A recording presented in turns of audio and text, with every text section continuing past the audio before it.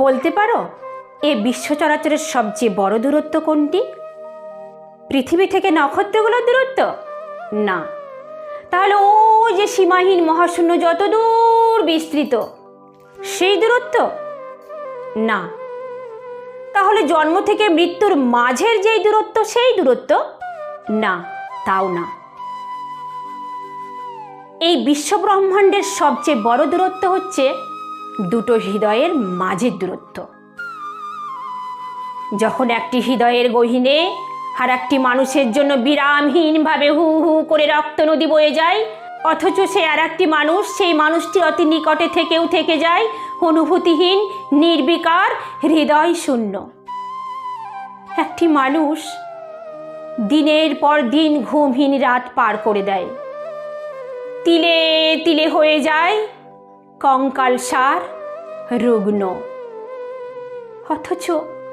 অথচ সে আর একটি মানুষ তা জেনেও স্বার্থপরের মতো থেকে যায় উদাসীন, ভাবলেশীন, মমতা শূন্য।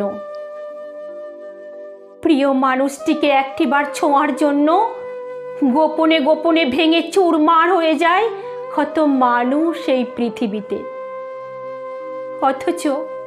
অথচ প্রিয় মানুষটি তার অতি কাছে থাকলেও সেই মানুষটি পারে না তাকে একটি বারের জন্যও ছুতে। একটি মানুষ দিব্যি হাসছে, আনন্দ করছে, খেলছে, দৌড়াচ্ছে,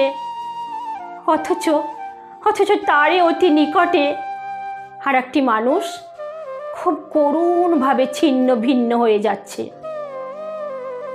এ এক বিপন্ন, দুঃসহ, দুরধিগম্য, রহস্যময় দূরত্ব। এই জগৎ সংসারে সব দূরত্বই একসময় অতিক্রম করা যায়, যত বড়ই হোক সে দূরত্ব। কিন্তু দুটো হৃদয়ের মাঝের এই অদৃশ্য, দুষ্প্রবেশ্য, অতি কাছের দূরত্ব কখনো অতিক্রম করা যায় না। দিনে দিনে তা ক্রমান্বয়ে বাড়তে বাড়তে